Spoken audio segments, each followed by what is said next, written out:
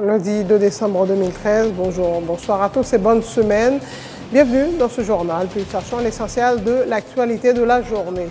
L'actualité justement, la Commission interaméricaine des droits humains a démarré officiellement ce lundi à Santo Domingo son enquête sur l'arrêt de la Cour constitutionnelle dominicaine dénationalisant des Dominicains d'origine haïtienne. La délégation sur place jusqu'au 6 décembre doit rencontrer notamment des représentants d'organisations de la société civile et des dirigeants dominicains dont le président Danilo Medina. L'arrêt 168-13 est une honte, un déshonneur, a indiqué l'ex-président dominicain Hipólito Mejía, soulignant que cette décision place la République dominicaine dans une situation très difficile. La présence d'une commission d'enquête de la CIDH dans le pays est la preuve de la gravité de la situation, selon Hipólito Mejía. La conférence épiscopale d'Haïti condamne l'arrêt de la Cour constitutionnelle dominicaine, une décision qui viole les droits des personnes concernées, indique le président de la CEH, Monseigneur Chibli Langlois. Il appelle au dialogue pour résoudre ce problème. Le secrétaire d'État à la sécurité publique a annoncé ce lundi un train de mesures en vue de renforcer la sécurité, particulièrement dans la zone métropolitaine de Port-au-Prince. Durant les fêtes de fin d'année, Réginald Delva annonce une campagne dénommée « Sortir de l'informel » visant à réduire l'insécurité. Dans l'international, le climat ne s'apaise pas en Ukraine. Les manifestants de l'opposition pro-Union européenne ont bloqué ce lundi le siège du gouvernement avec l'intention de forcer le pouvoir à partir après son refus de signer l'accord d'association avec l'UE. Le PSG a surclassé Lyon 4-0 dimanche, confirmant sa domination sur la Ligue 1 à l'issue de la 15e journée. Paris est toujours invaincu. NBA, le double champion titre Miami Heat a enchaîné un 10e match d'affilée sans défaite, s'imposant dimanche soir sur le fil face à Charlotte Bobcats 99-98. Oklahoma City a dominé Minnesota 113-103. Voilà, mesdames et messieurs, pour le menu du journal.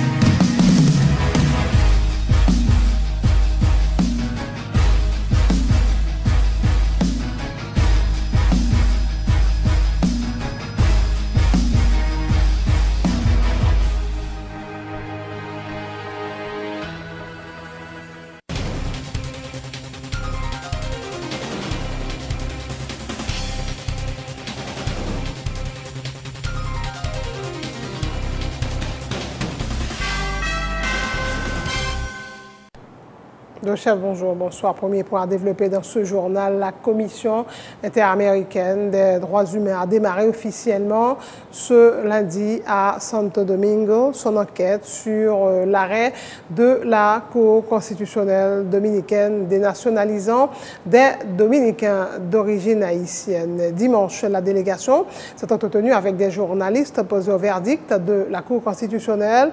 Ce lundi, elle a eu plusieurs rencontres sur son agenda. Sont prévus des entretiens avec des représentants d'organisations de la société civile et des dirigeants dominicains, dont le président Danilo Medina. La commission de la CIDH est composée notamment de son président, le Mexicain José de Jesus Rosco Enriquez, les vice-présidents Tracy Robinson et Rosa Maria Ortiz et les commissionnaires Felipe González, Dina Shelton et Rosemary Antoine. La délégation de la CIDH est en République dominicaine jusqu'au vendredi 6 décembre. En octobre dernier, la CIDH avait exprimé ses vives préoccupations à propos de l'arrêt 168-13 de la Cour constitutionnelle dominicaine, soulignant que cette sentence remet en question la volonté de l'État de respecter ses engagements internationaux.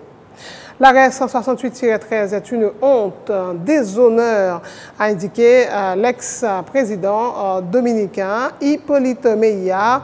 Pour lui, cette décision place la République dominicaine dans une situation très difficile sur la scène internationale. La présence d'une commission d'enquête de la CIDH dans le pays est la preuve de la gravité de la situation, selon Hipólito Mejía. Le président du Sénat, Josuel Simon-Dera, appelle le président Michel Martelly à discuter personnellement avec son homologue dominicain, Danilo Medina, en vue de trouver une solution à la crise née de l'arrêt du tribunal suprême qui rend apatride des citoyens dominicains d'origine haïtienne. La décision de la Cour constitutionnelle est souveraine, mais son application est d'ordre politique, de la nécessité que les deux chefs d'État s'asseyent pour dégager des pistes de solutions, indique le parlementaire. D'autre part, le président du Sénat accueille favorablement l'initiative de la Cour interaméricaine des droits de l'homme de dépêcher une commission d'enquête en République dominicaine. Dans la diplomatie, il faut qu'on fasse un pile, il faut pas faire un pile, ou bien dans ce qu'on dit, ou bien dans ce qu'on comprend une question. Et dans la phase où il y a là, moi je pense que ce n'est pas la solution au problème, non. Mais pour parler qui doit commencer en deux mots homologues, président de la République dominicaine et président haïtien, c'est lui pour commencer là. Immédiatement, pour parler ça, commencer. Il y a plus de chance pour nous ici, puisque c'est, et j'aime te dire avant, c'est vrai, c'est la Cour constitutionnelle dominicaine qui prend une décision, c'est une décision souveraine, mais quand même, application de décision, c'est la politique. Qui est-ce qui prend une décision? Maintenant, mettez une décision qui est quoi de prendre en exécution. C'est le gouvernement. Et bien, si c'est le gouvernement, donc qui est-ce qui chef le gouvernement? C'est qui est-ce qui chef pouvoir exécutif à l'autre bois? C'est le Premier ministre, c'est le président dominicain. Et bien en Haïti, tout ça, chef pouvoir exécutif, le président Panou, qui est le président ça rejoindre pour être capable de chita pour revenir en sortie. Parce que quel que soit ça n'a dit là, quel que soit ça qui a passé, quel que soit le bruit qui a fait, Dominicain avec Haïti sont oiseaux, c'est deux ailes non mêmes oiseaux. Contre deux pays condamnés pour vivre ensemble, ils ont même frontière pour partager, même si Dominicains a pile fois posé des actions qui montrent qu'ils ont un comportement et raciste, mais ça n'a pas empêché qu'ils continuent à vivre puisque nous gagnons en même frontière, nous avons une frontière que nous partageons, nous avons même l'île. Même si on dit même pour l'île d'Haïti, c'est l'île espagnole, mais qui ouvre le gouvernement de l'île d'Haïti. Donc, il était pour deux chefs d'État au palais. Et côté deux chefs d'État qui arrivent non pour ne pas continuer. Et deux présidents du Sénat continuent à parler par eux parce que nous trouvons en contact pour nous garder qui ça nous a fait nous-mêmes en tant que parlementaires. La conférence épiscopale d'Haïti condamne l'arrêt de la Cour constitutionnelle dominicaine, une décision qui viole les droits des personnes concernées, a déclaré ce lundi le président de la CEH, Monseigneur Chibli Langlois. Il appelle au dialogue pour résoudre ce problème. Et nous-mêmes, dans l'Église noire, en Haïti, nous jugeons que c'est une décision qui pas tomber d'accord avec Jean Moun doit respecter droit migrants dans un pays. Parce que moun sa yo qui depuis 1929 dans un pays qui a recevoir papier dans le gouvernement, c'est pas qu'on y a pour venir dire que ça a été décidé à n'est pas bon. Alors nous jugeons que c'est une décision qui demandait que nous entrions dans la qualité de négociation pour nous, si Haïtiens qui ont petit qui fait l'autre bois, ils sont capables de respecter les droits aux gens doivent respecter. Autre point de l'actualité, voté mercredi à la Chambre basse dans les mêmes termes qu'il avait été au Sénat de la République. La loi électorale n'a toujours pas été acheminée à l'exécutif pour publication dans le journal Le Moniteur. Le président du Grand Corps, Josuel Simon-Dera, informe avoir paraphé le texte le week-end dernier et dément les informations selon lesquelles des erreurs auraient été glissées dans le document. Il appartient à la Chambre des députés de transmettre la loi à l'exécutif, rappelle le sénateur Dera. Même si une loi de vendredi, donc par contre si le sénateur ne pas garder avec même lunette avec, pas trop peut-être décawel, même beaucoup elle, et pas contre qui elle parler. Donc loi signé depuis vendredi, beaucoup de pas me signer. Par contre qui est-ce qui faut signer même si elle déjà même.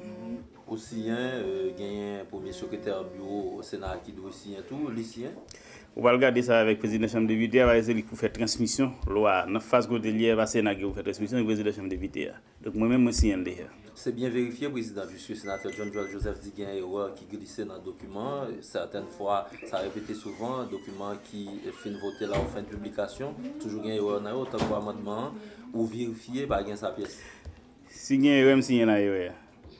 Même de cadre là même de signer. Donc si sénateur a en mesure pour montrer au côté gain il fait le montrer lui même pas contre côté de Le secrétaire d'État à la sécurité publique régionale de Delva a annoncé ce lundi un train de mesures pour renforcer la sécurité, particulièrement dans la zone métropolitaine de Port-au-Prince durant les fêtes de fin d'année. Ici notamment l'augmentation du nombre d'agents de la PNH dans les rues, un meilleur contrôle des chauffeurs de taxi moto. Rappelant que la sécurité a généralement une tendance à la hausse en période de fin d'année. Des dispositions sont aussi envisagées pour prévenir les accidents de la circulation. Régional de Delva annonce une campagne dénommée « Sortir de l'informel » visant à réduire l'insécurité.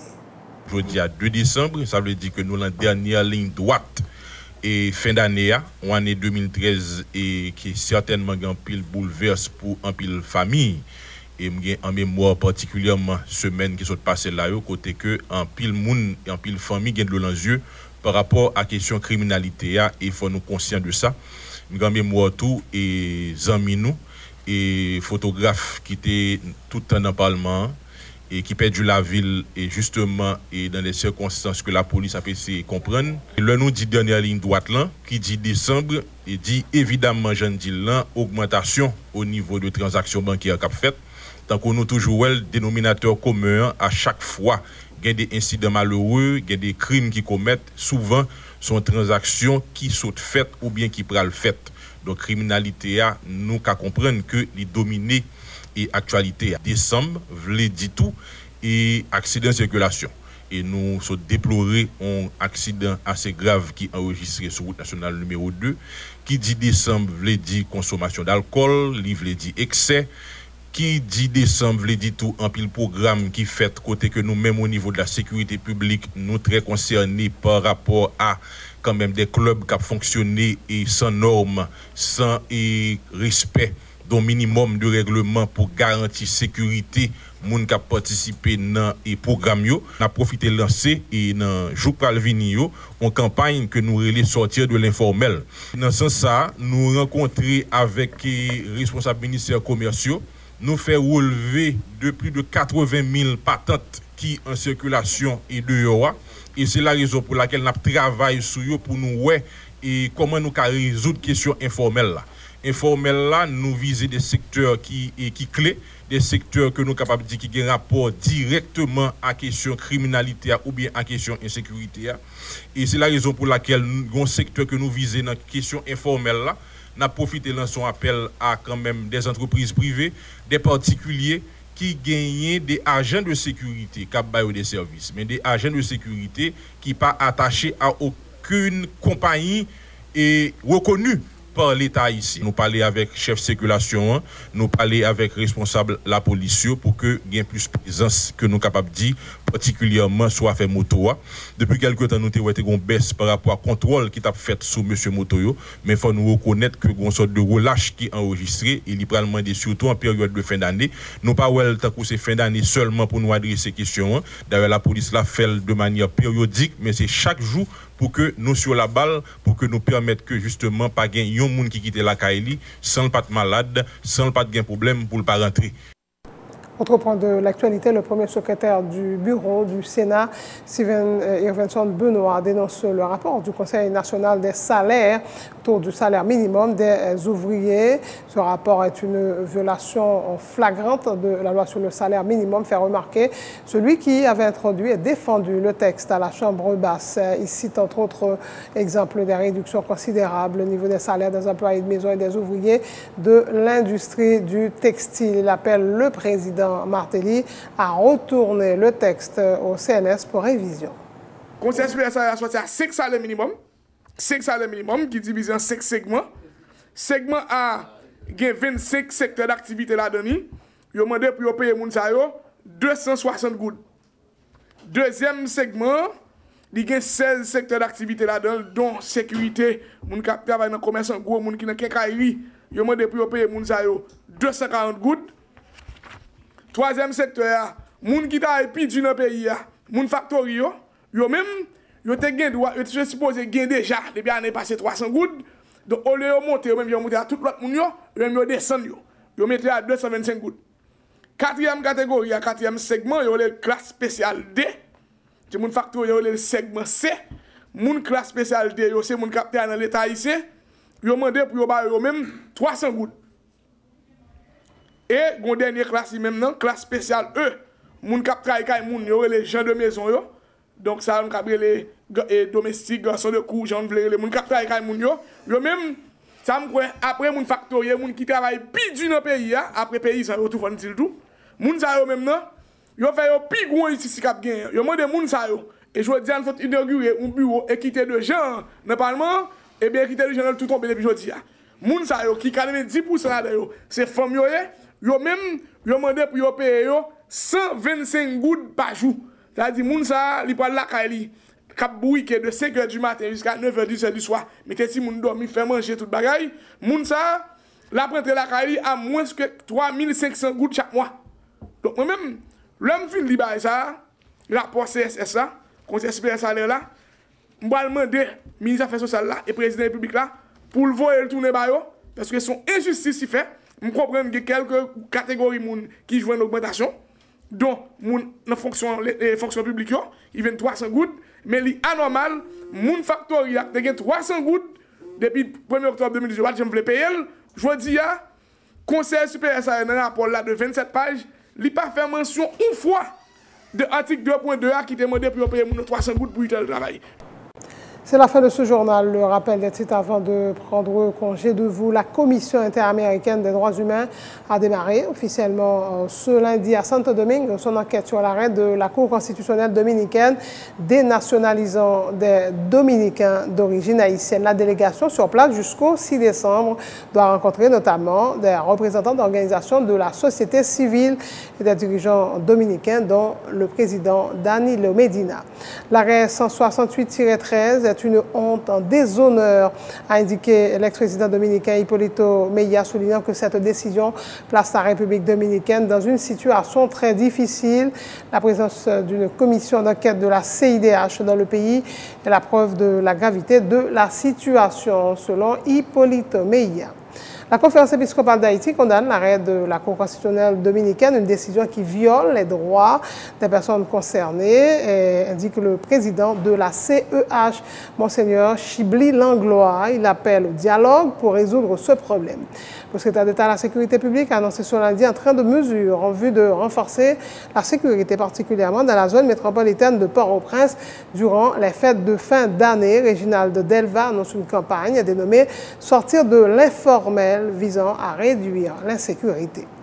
Le climat ne s'apaise pas en Ukraine. Les manifestants de l'opposition pro-UE ont bloqué ce lundi le siège du gouvernement avec l'intention de forcer le pouvoir à partir après son refus de signer l'accord d'association avec l'Union européenne. Le PSG a surclassé Lyon 4-0 dimanche, confirmant sa domination sur la Ligue 1 à l'issue de la 15e journée. Paris qui est toujours invaincu. NBA, le double champion titre Miami Heat a enchaîné un 10e match d'affilée sans défaite, s'imposant dimanche soir sur le fil face à Charlotte Bobcats 99-98. Oklahoma City a dominé Minnesota 113-103. Merci de votre attention. Bonne suite de programmes sur Télé Pluriel. Excellente semaine à tous.